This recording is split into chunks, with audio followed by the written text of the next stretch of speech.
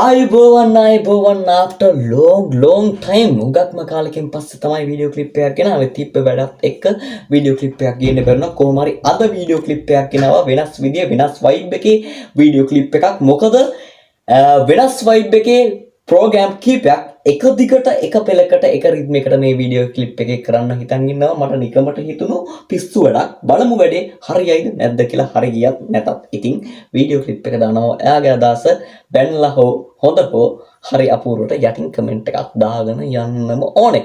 හරි video clip එකට ගිහින් බලමු මොකද වෙන්නේ කියලා. හරි ඉතින් මුලින්ම ස්පොට් කමෙන්ට් එකකින් පටන් අරගමු. වීඩියෝ එක මේ විදිහට ස්පොට් කමෙන්ට් එකකින් පටන් අරගත්තට කොතනින් කොහොම ඉවර වෙනවද කියලා මමවත් දන්නේ නැහැ. අපි බලාගෙන යමු මොකද වෙන්නේ කියලා. ශ්‍රී ලංකා කණ්ඩායම සහ ඉන්දියා කණ්ඩායම අතර තෙවන එක්දින තරගයේ මෙවන විට ආරම්භ වී තිබෙනවා.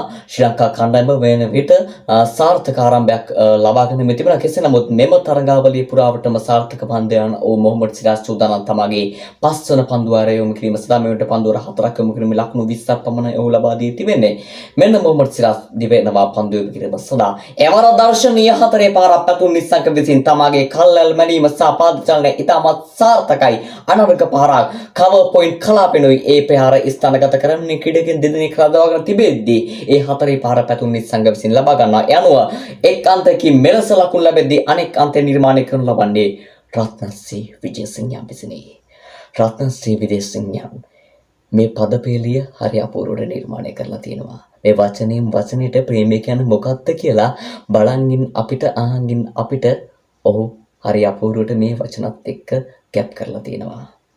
මට වෙලාවකට හිතෙනවා ප්‍රේමයට ප්‍රේමය කියන්නේ මොකක්ද කියලා රත්නශ්‍රී විජේසිංහයන් උගන්ලා තියෙනවා කියලා. කෙසේ නමුත් මේක සදාහන් වෙන විදිහට මේ පදපේලිත් එක්ක සදාහන් වෙන විදිහට ප්‍රේමයට ප්‍රේමය කොහෙදී හෝ වෙනවා.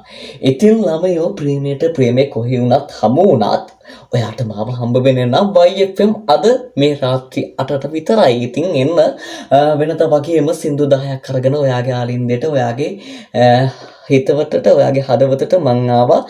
මොකද වෙන්නේ ඔය පැත්තේ වෙසක් කියම සවරුදී. ඉතින් වෙසක් කොහොම වුණත් වෙසක් දන්සලේදී ඔයාගේ ඒ හිමිකාරයා හෝ හිමිකාරයා හම්බුණාද නැද්ද කියලා අපිටත් කෝල් එකක් දෙලා කියන්න.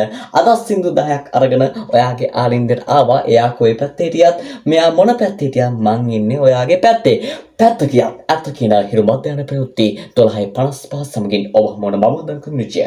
පතමින් අවධානය දවස උණුසුම් කළ පුවත් සිරස්තල වෙත. හරි ඉතින් වීඩියෝ ක්ලිප් එක මේ විදිහට තමයි ගියේ. සමහර තැන් වලින් පොඩි පොඩි අවුල් වගේක් වුණා. මොකද අර එක දිගට සම්බන්ධ වෙන විදිහට වීඩියෝ ක්ලිප් එක කරගෙන යන්න ඕනේ. ඒ හින්දා පොඩි පොඩි අවුල් වෙන්නේ නැති. කොහොම හරි වීඩියෝ ක්ලිප් එක මං හිතුවා යම් දුරකට සාර්ථක වුණාද කියලා. හරි කොහොම හරි ඔයාලගේ අදහස යටින් කමෙන්ට් එකක් දාගෙන එන්න. ඉතින් වෙනස් විදිහේ වීඩියෝ ක්ලිප් එකක් මං කියවනේ.